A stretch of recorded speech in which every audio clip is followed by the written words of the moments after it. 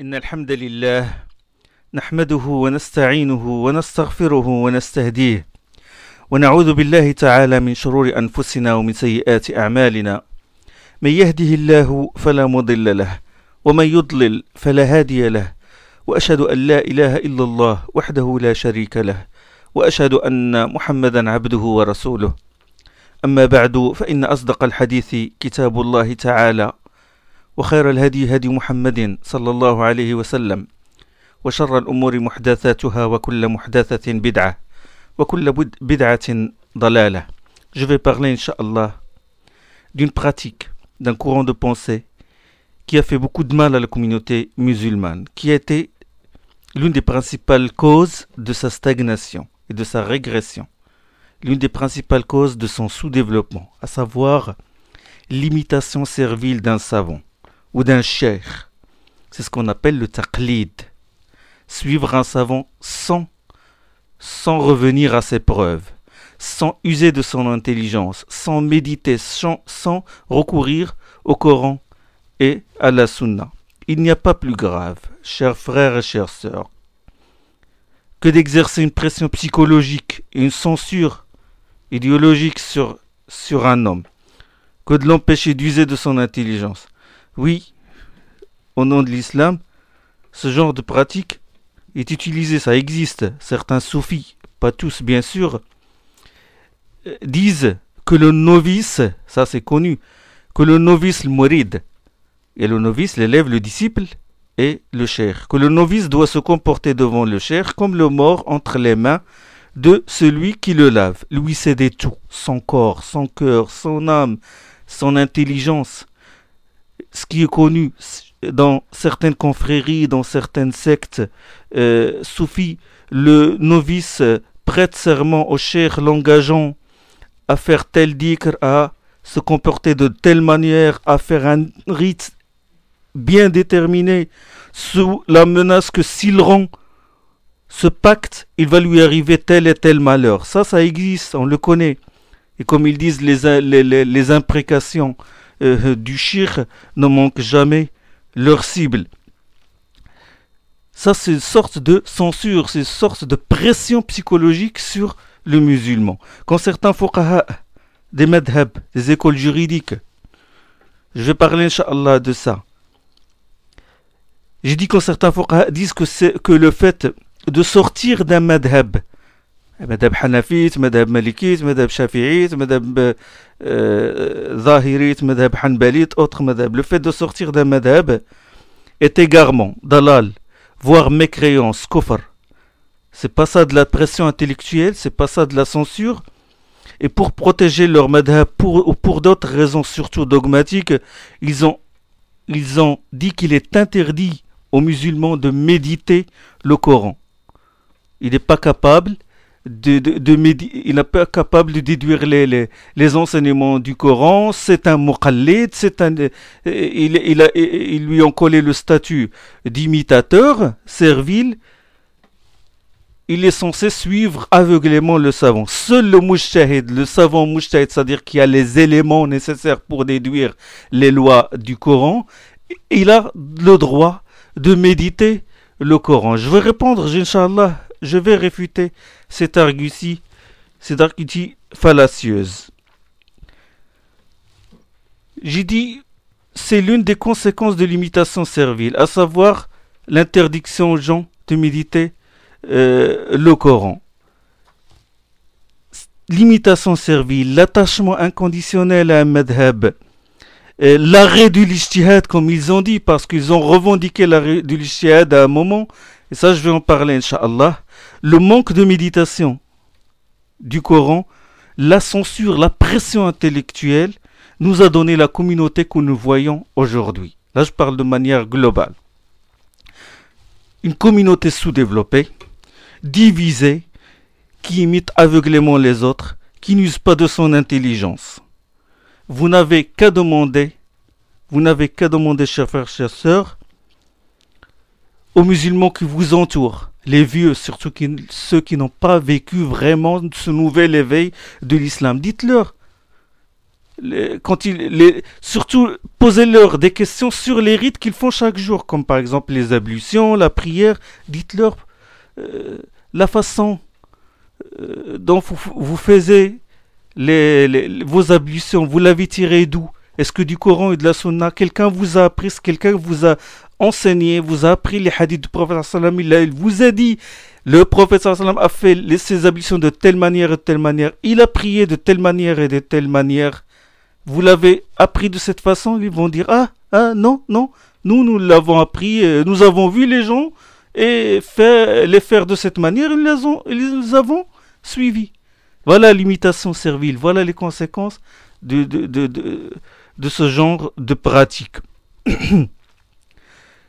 À cause de leur manque de méditation du Coran, le manque de méditation de la Sunna et le fait qu'ils n'usent pas de leur esprit, de leur intelligence, ça nous a donné les rites de l'islam, comme par exemple la prière du vendredi, et tous les autres rites sont devenus monotones, c'est-à-dire juste un protocole qui se fait, et eux c'est ce qu'on appelle l'islam traditionnel et non pas l'islam qui est pratiqué par conviction, par amour d'Allah et avec sincérité.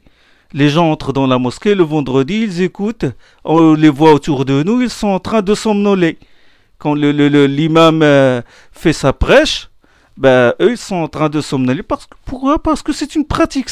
Il faut qu'ils assistent, point c'est tout, et ils partent chez eux. Mais ils ne méditent pas, ils ne réfléchissent pas, ils ne méditent pas ce que dit l'imam. Et la lecture du Coran, au lieu d'accompagner cette lecture avec la méditation et la réflexion, non. C'est devenu une récitation collective. Il psalmodie les versets bêtement, sans réfléchir. Et pire encore, cette imitation servile nous a donné une communauté qui récite le Coran dans des occasions comme ils attendent que quelqu'un meure pour réciter sur sa tête le Coran. Ils le récitent par exemple dans le cimetière. Allah subhanahu wa ta'ala, il a fait descendre ce Coran pour donner la vie aux hommes, et eux ils vont chez les morts et ils leur récitent le Coran. Ils leur récitent soi-disant la sourate Yasin, alors que dans cette même sourate, Allah subhanahu wa ta'ala il dit subhanahu wa ta'ala in huwa illa dhikrun wa qur'anun mubin liyunzira man kana hayyan wa yahaqqa al-qawlu 'ala al-kafirin. Allah, qu'est-ce qu'il a dit? Il s'est adressé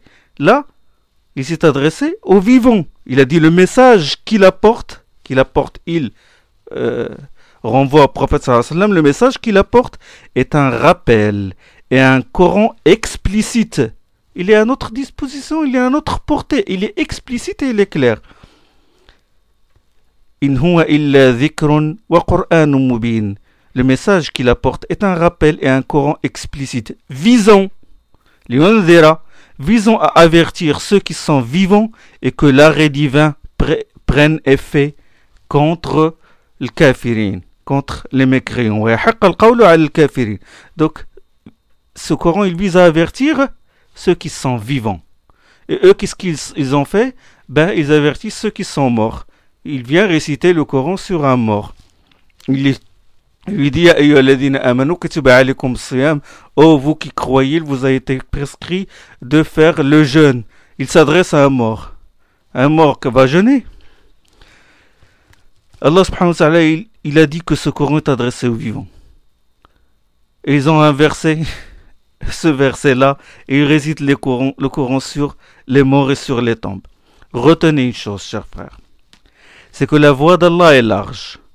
Réduire la voix d'Allah à un savant ou un fondateur d'un madhab, d'une école juridique ou un cheikh ou une voie spirituelle déterminée, tariqa soufia, et astreindre les musulmans à ces sentiers étroits sans se poser des questions, c'est réduire la miséricorde d'Allah. Retenez autre chose. Le Coran est la parole d'Allah dans ses lettres, ses sens et ses lois. Un attribut et non pas une créature. Allah l'a fait descendre de sciences sûres. Il l'a fait descendre de sciences sûres. Lakin illahu yashhadu. Bima anzala ilayk, anzalahu bi'ilmih. Allah a dit, c'est Allah lui-même qui témoigne de son fonction, de quoi il a fait descendre la révélation vers toi. Il l'a fait descendre de science sûre. Or, la parole d'Allah et sa science ne s'épuisent jamais. Les textes de révélation, la parole c'est un attribut d'Allah. La science est un attribut d'Allah, donc il ne s'épuise jamais. Les textes de révélation, le Coran et la Sunna qui est la deuxième révélation, ne s'épuisent jamais. Le Coran et la Sunna contiennent des sources intarissables. Les compagnons, comme Abdullah ibn Mas'ud, Abdullah ibn Abbas, Abdullah ibn Omar, Abdullah ibn Amr, Ali, Aïcha, Zayd ibn Thabit et d'autres, ils en ont fait jaillir quelques-unes. Ils en ont extrait, déduit des ahkam. Les tabi'in, ils ont fait jaillir quelques sources aussi, comme Saïd ibn al-Musayyib, Urwa ibn al-Zubayr, Ata ibn Abi Rabah, Tawus, Mujahid, Al-Qasim ibn Muhammad, Kharijat ibn Zayd, Sulayman ibn Yasar, etc. Ibn Shihab al-Zuhri, Amr ibn Dirar, Ikrima, Saïd ibn Jubayr, etc. Ils ont fait jaillir quelques-unes de ces sources. Ensuite, leurs successeurs, les fondateurs des écoles, Abu Hanifa, Malik, Shafi'i, Ahmed ibn Hanbal, et les autres fondateurs d'écoles tels que Ishaq ibn Rahawayh, Al-Tabari, Al-Awza'i, Layth ibn Sa'd, ils ont fait jaillir quelques sources. Et la liste continue, génération après génération, jusqu'à aujourd'hui. Les savants ne cessent de faire jaillir de nouvelles sources. Donc, la révélation est là, elle a un potentiel énorme. Le prophète sallallahu alayhi wa sallam a dit, au bout de chaque siècle, Allah envoie à cette communauté des hommes qui rénovent pour elle sa religion. Inna Allah yab'athu li hadhihi al-umma ala ra'si kulli mi'ati sana man yujaddidu laha dinaha. Allah subhanahu wa ta'ala yaqul, vous êtes la meilleure communauté qui ait été suscitée pour les hommes. Kuntum khayra ummatin ukhrijat lin-nas. Et là, je corrige une idée répandue sur l'islam. À savoir que l'islam, bon, ils le disent, on lit souvent, il dit l'islam est valable pour toutes les époques. L'islam peut s'adapter à n'importe quelle société et génération. Là, je corrige cette idée. Et je dis, l'islam réforme toutes les sociétés. Il a un rôle positif, transcendant. Il réforme toutes les sociétés, quelle que soit leur époque. Il est laysa salih, on dit pas, il n'est pas seulement salih, mais il est muslih, il est réformateur. Et pour progresser, pour que nous progressions, nous ne pouvons pas, bien sûr, nous passer des œuvres de nos pieux prédécesseurs. Ils nous ont légué un patrimoine culturel, religieux, réformateurs. Ils nous ont facilité la voie pour évoluer. Et c'est une erreur de rejeter leurs œuvres. Certains frères, qu'Allah leur pardonne, ils disent qu'il faut rejeter tous les madhab, qu'il faut rejeter toutes les écoles juridiques, rejeter toutes leurs œuvres. Et ils rétrécissent la voie, le minhaj, ils rétrécissent la voie du salaf. Ils le rétrécissent. Dès que quelqu'un fait un acte qui n'est pas conforme à la voie que leur cheikh a tracée, ils le taxent de mubtadi', d'innovateur. Ils ont condamné l'attachement inconditionnel au madhab et à l'adhésion à un madhab, et ils sont tombés dans la même erreur, parce que finalement, quand ils donnent des arguments, ils reviennent à leur cheikh, ils ne sortent pas de ces paroles. Donc attention de tomber dans ce piège-là, parce que certains sont allés dans l'extrême, obliger les gens à suivre un madhab, et les autres ils ont répliqué, et ils ont dit il faut rejeter tous les madhabs. Inch'Allah, je vais parler de ça, Inch'Allah, dans les prochaines doros. Bon, ce que je vais faire, j'ai marqué des points sur les doros que je vais faire c'est-à-dire les points principaux, considérés comme des titres. Les drosses que je vais faire sur le taqlid, sur la conformité, sur l'imitation servile, un madhab ou un savant, les points de ces drosses, les points de cet exposé, Inch'Allah, sont la conformité à la voie. Je vais parler de ça. La conformité à la voie d'Allah est inscrite dans la prime nature de l'homme. C'est-à-dire que l'homme est prédisposé naturellement à suivre la voie d'Allah et non pas à imiter aveuglément les gens. Ça, c'est un point. C'est-à-dire, je vais revenir à l'origine de l'homme, sa nature originelle. Est-ce qu'il est prédisposé à être un muqallid ou quelqu'un qui suit la voie d'Allah? Je vais citer les preuves dans le Coran qui condamnent l'imitation servile, taqlid, manboud, condamnable.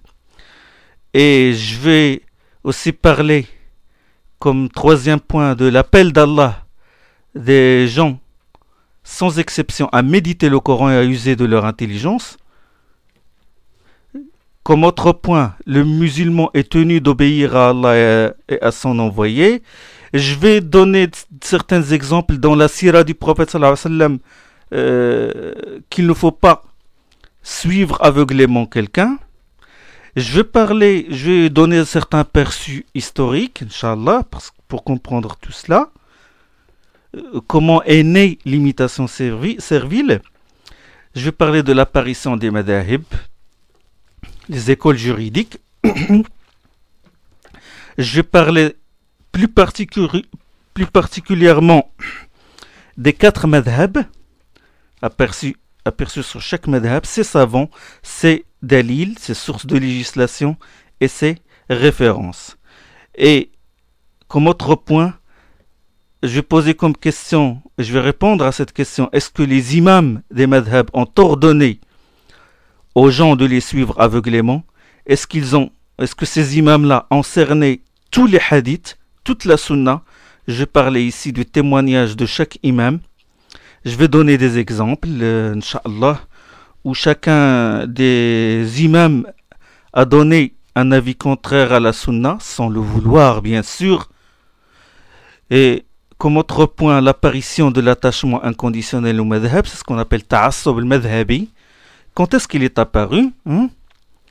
La division que cela a causé et la revendication de l'arrêt de l'ijtihad.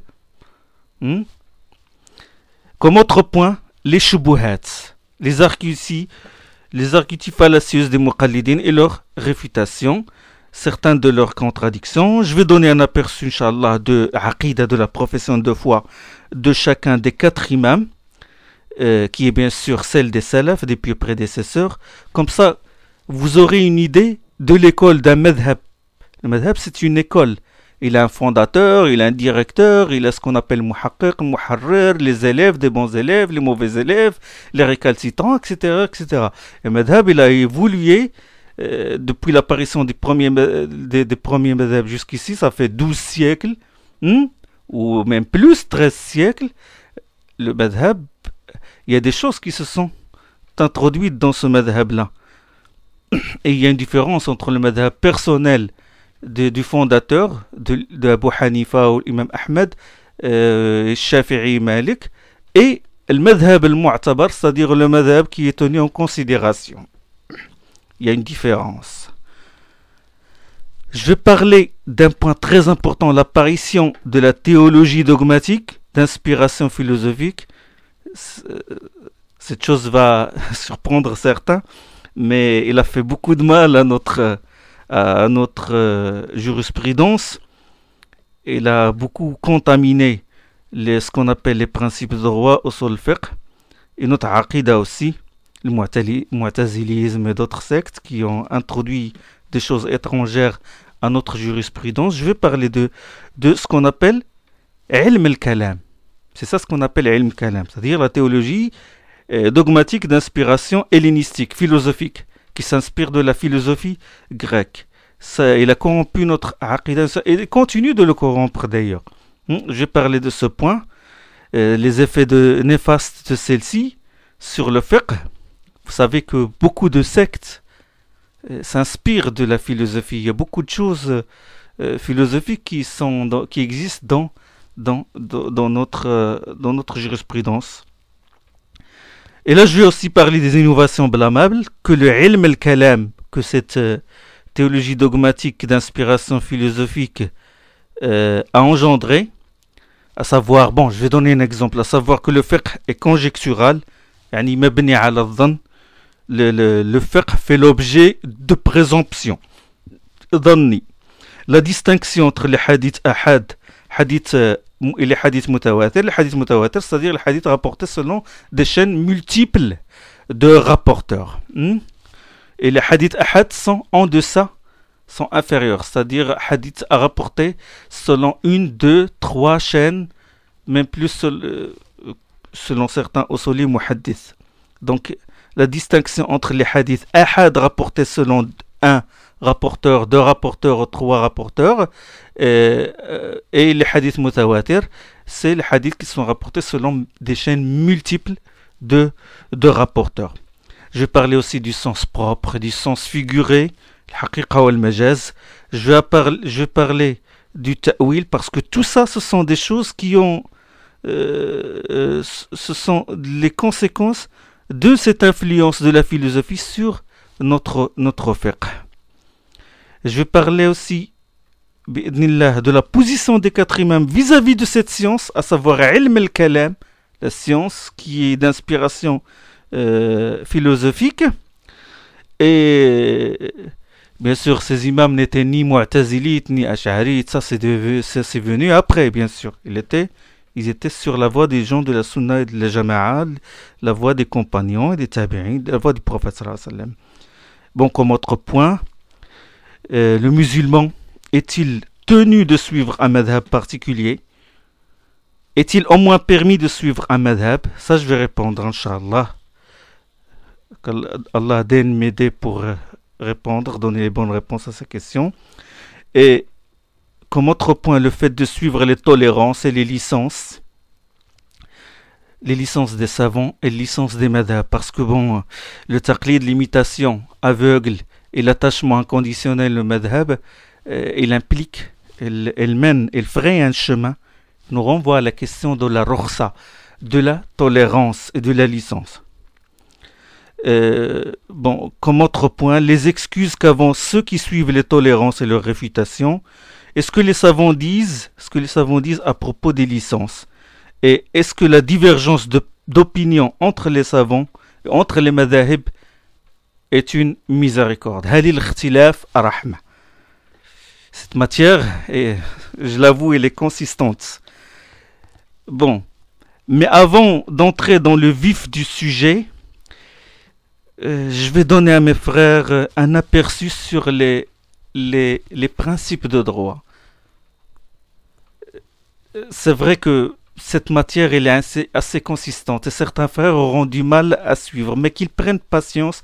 Je vais essayer de faciliter, de simplifier, de donner des exemples, comme ça les frères ne se perdent pas. Hein? Et il n'est pas essentiel qu'on comprenne tout. Hein? Bon, je vais donner un aperçu sur Usul Fiqh et vous allez comprendre pourquoi. Usul Fiqh, il y a un problème que j'ai constaté chez certains frères, c'est que quand ils discutent d'un point, quand on discute d'un point de religion, quand on veut connaître un statut ou quelque chose comme ça, il faut toujours ramener ce point de religion à sa source. Faire ce qu'on appelle ta'sil. Il faut savoir de quoi parler. De quoi on parle? Là, on parle du taqlid, l'imitation servile. Hein? Le taqlid. Quelle est la discipline? Quelle est la science qui traite ce sujet-là? Quelle est la science qui étudie le problème de l'imitation, du muqallid? Cette science, c'est les principes de droit, usul fiqh. C'est usul fiqh qui s'intéresse au muqallid. Vous savez que les sciences, usul fiqh, le tafsir, l'aqida, maqasid sharia, tout ça, ce sont des disciplines, n'est-ce pas, de la religion. des disciplines, des sciences, de la religion, ils sont apparus après la mort du prophète sallallahu alayhi wa sallam, sont apparus plus tard. Les compagnons du prophète sallallahu alayhi wa sallam n'avaient pas besoin de ces sciences-là. Ils puisaient leur ahkam du prophète, de la niche prophétique, directement de la révélation. Ils demandaient au prophète sallallahu alayhi wa sallam. Et ils connaissaient la langue arabe, c'est-à-dire ils parlaient spontanément la langue arabe avec ses règles et tout. D'accord? Donc les compagnons n'avaient pas besoin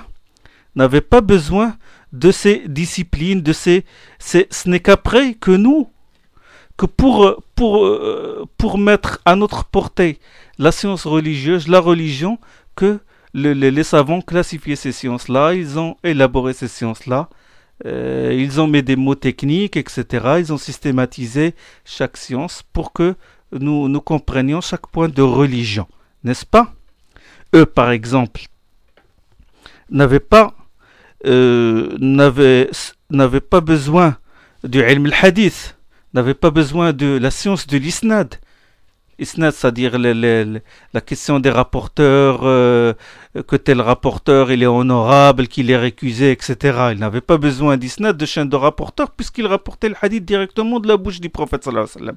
Ce n'est que plus tard, quand il y a eu le conflit, les troubles, que les détracteurs se mettent à mentir sur le compte du prophète sallallahu alayhi wa sallam et à inventer des faux hadiths, que là, les savants ont intervenu et créer la science de l'isnad, la science qui étudie la chaîne de transmission du hadith, l'examen des qualités des transmetteurs et des narrateurs, ceux qui sont honorables et dignes de foi, ceux qui méritent d'être récusés et rejetés. C'est ce qu'on appelle la science de jarh wa ta'dil. C'est une science qui est apparue plus tard. Eux, ils n'avaient pas besoin de ça. D'accord? Donc, pour protéger le hadith des mensonges, des fichiers entiers furent établis pour chaque transmetteur du hadith. Comme Sir A'lam Nubala, Tahdhib al-Kamal, Tahdhib al-Tahdhib, etc. Des grands savants. Ils ont dénoncé ceux qui montent sur le compte du prophète sallam, comme a dit Ibn Sirin. Ibn Sirin, c'est le tabi'i qui a rapporté beaucoup de hadiths, qui était, si vous voulez, l'élève, le disciple de Abu Huraira radiyallahu ta'ala anhu. Ibn Sirin, qu'est-ce qu'il a dit? Il a dit nos pieux prédécesseurs, c'est-à-dire les compagnons, ne posaient pas de questions sur la chaîne des rapporteurs, sur l'isnad. Quand le trouble éclata, ils se mirent à examiner l'isnad. L'isnad, ça veut dire la chaîne de transmission. Et à prendre les hadiths des gens de la sunna, rejeter les hadiths des gens de l'innovation. D'accord? Ils n'avaient pas besoin, les compagnons n'avaient pas besoin des règles de la langue arabe. Compagnon du prophète sallallahu alayhi wa sallam n'a pas besoin de lui dire que le mubtada il est marfou', etc. Donc, parce qu'il parlait spontanément la langue arabe. Ce n'est qu'après, quand l'islam s'est répandu, quand la terre du califat s'est étendue, que les musulmans se sont mélangés les Arabes, si vous voulez, se sont mélangés avec les non-Arabes, ils se sont mariés avec eux, et là, des noms étrangers commençaient à contaminer la langue arabe. Et là, le besoin s'est fait sentir pour que des savants apparaissent, pour que des savants élaborent la science qu'on appelle ilm al-nahu. D'accord? Que le Kisa'i, le premier c'était le Farahidi, Sibawayh, le Kisa'i, tout qu'ils ont fait sortir les règles de la grammaire pour protéger la langue arabe. Donc toutes ces sciences, leur but c'était de protéger la religion. D'accord? Quand les musulmans se sont mélangés avec les arabes se sont mélangés avec les non-arabes, on ne pouvait plus déduire par exemple certains ahkam, les gens ne comprennent pas par exemple le texte, est-ce qu'il est général ou est-ce qu'il est restrictif, est-ce qu'il est à portée absolue, est-ce que l'ordre implique l'obligation, etc. Bon, les gens ont perdu ces significations-là. Donc là est intervenue la science des usul fiqh, des principes de droit.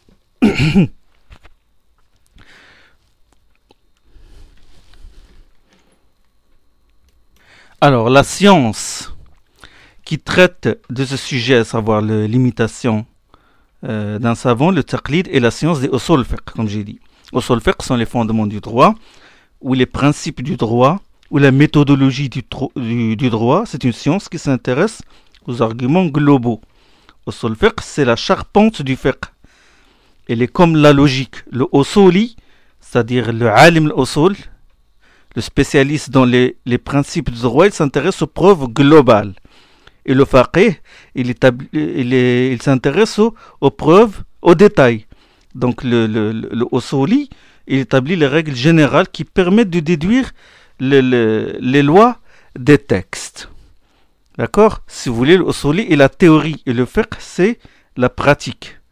Par exemple, quand Allah il dit « Oh, vous qui croyez, lorsque vous vous levez en vue de faire la prière, lavez votre visage et vos mains jusqu'au coude. Ya ayyuhalladhina amanu, idha qumtum ila as-salati faghsilu wujuhakum wa aydiyakum ila al-marafiq » Usuli, qu'est-ce qu'il dit? Il dit cette phrase est une phrase conditionnelle. « Oh, vous qui croyez, lorsque vous vous levez en vue de faire la prière, lavez votre visage et vos mains jusqu'au coude.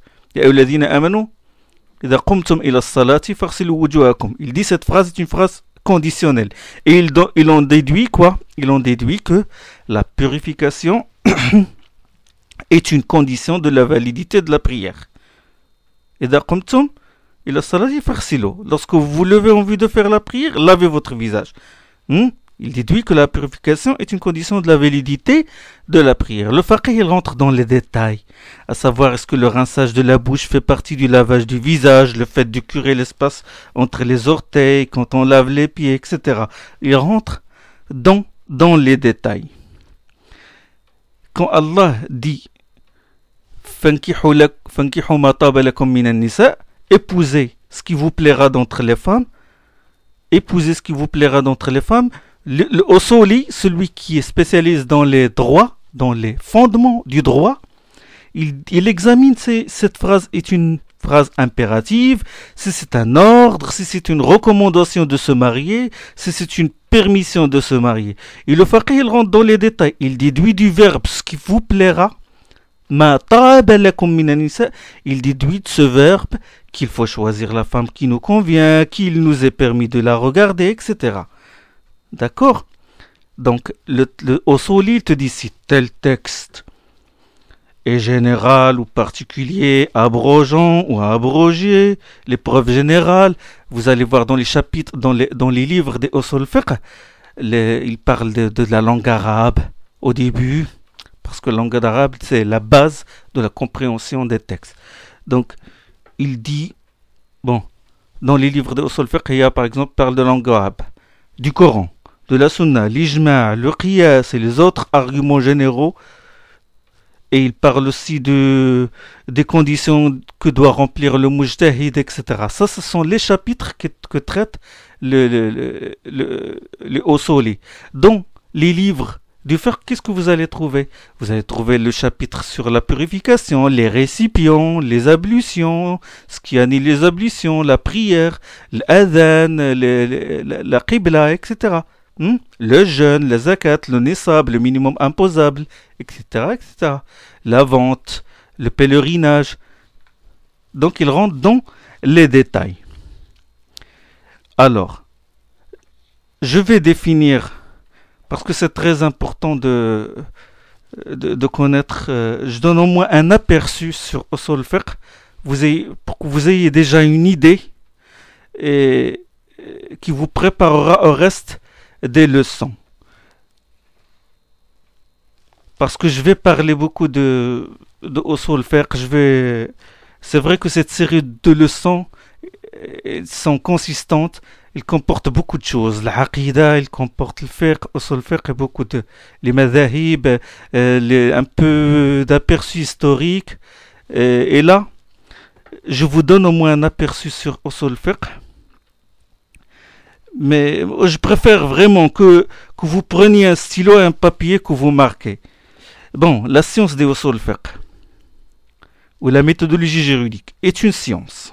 Voilà, je vais le définir, c'est bon?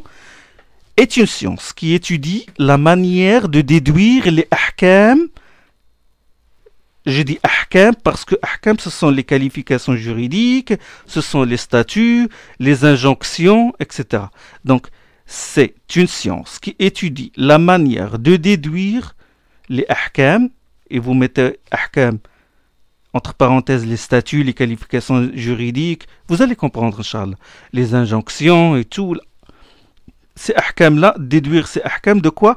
Des arguments scripturaires, c'est-à-dire des arguments de la révélation. Donc, il étudie la manière de déduire une loi, une qualification juridique, un statut juridique d'un texte de révélation. C'est bon? Alors, nous allons décortiquer cette phrase. C'est bon? Nous avons ici combien d'éléments? Nous avons combien d'éléments dans cette phrase? 4. Vous marquez 4. 4 éléments, 4 axes ou 4 pôles. Le premier axe, nous avons le hukm, le statut, le hukm. Je vais expliquer ce que ça veut dire. Le deuxième axe, c'est l'argument, le dalil. Alors le hukm, c'est quoi? C'est le fruit. On peut assimiler ça à un arbre. Le hukm, c'est le fruit.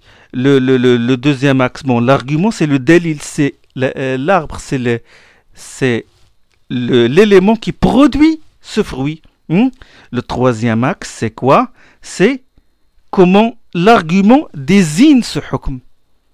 Comment l'argument, le texte, le verset du Coran, le hadith, implique ou désigne ce hukm-là. C'est cette relation, ce lien entre le texte et le hukm.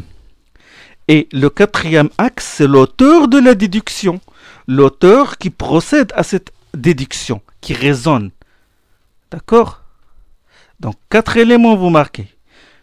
Le premier, c'est le hukm, le fruit. Le deuxième, c'est l'argument, c'est l'arbre qui produit ce fruit.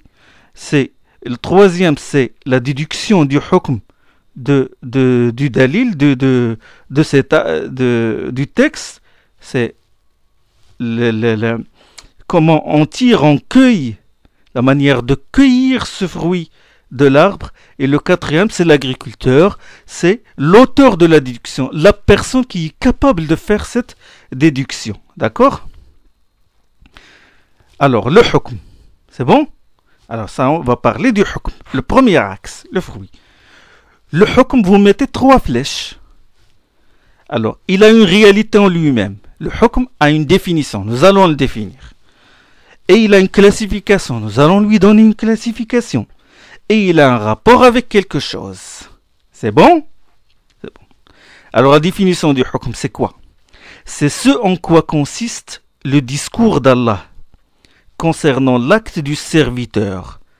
اقتداء الخطاب المتعلق بأعمال المكلفين. C'est ce en quoi consiste le discours d'Allah concernant l'acte du serviteur en tant qu'homme nanti d'une responsabilité légale, pleine et entière. Je vais expliquer, Inch'Allah.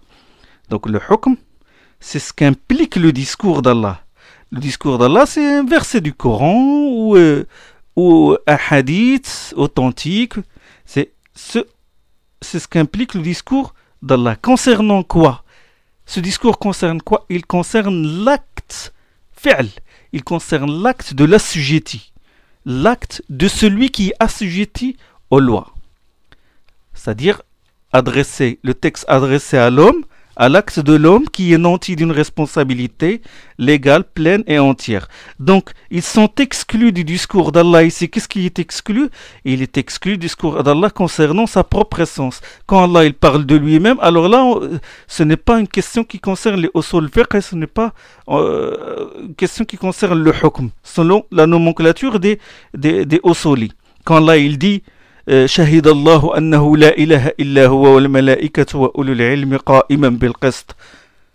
Allah en toute équité témoigne qu'il n'y a pas de divinité si ce n'est lui. Comme il le dit subhanahu wa ta'ala dans Surat Al-Imran. Là c'est un texte qui s'adresse aux actes des assujettis, aux actes de l'homme, non. Donc ce texte-là, il est exclu de cette définition.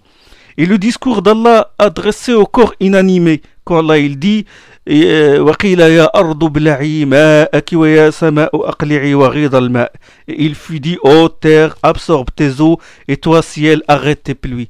Il s'adresse à quoi? Il s'adresse aux hommes?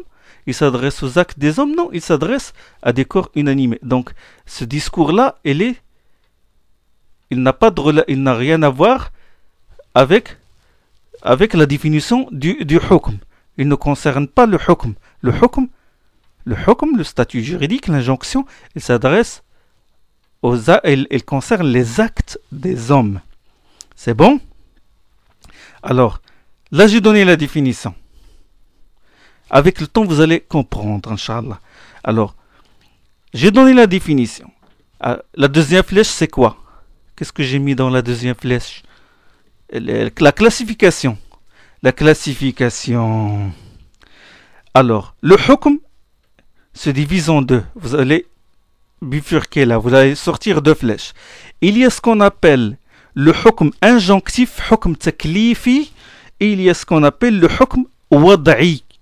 Le hukm wada'i. Je vais expliquer le hukm taklifi et je vais expliquer le hukm wada'i. C'est pour cela, je vous dis qu'il vaut mieux prendre un stylo, un papier et marquer. Parce que c'est très important. Donc, hukm injonctif, hukm taklifi et hukm wada'i, hukm arrêté et posé. Hukm injonctif.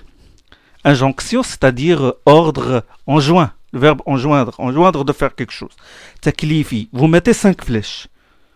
C'est bon? Alors, 5 flèches. La première flèche, c'est quoi? L'obligatoire. Le wujub. C'est bon? Le wujub. L'obligatoire. Il s'appelle aussi fard ou farida, avec une certaine différence, bien sûr, entre les jumhur, la plupart des savants, et les hanafites sur la définition du farida. Mais, comprenez une chose, que hukm injonctif, hukm taklifi, sa classification, parmi les ahkam taklifiyya, les ahkam injonctifs, il y a ce qu'on appelle le wujub, l'obligatoire. C'est ce que la loi, la charia, le shar', enjoint de faire ou impose. C'est bon? C'est ce que la loi enjoint de faire ou impose, ça c'est l'obligatoire, c'est le wujub. Ou en d'autres termes, celui qui le fait par soumission à Allah est récompensé, et celui qui ne le fait pas mérite le châtiment. Et je ne dis pas que celui qui le fait est récompensé, et celui qui ne le fait pas est châtié. Je dis celui qui le fait par soumission à Allah, à la différence de celui qui le fait par hypocrisie ou il le fait par habitude.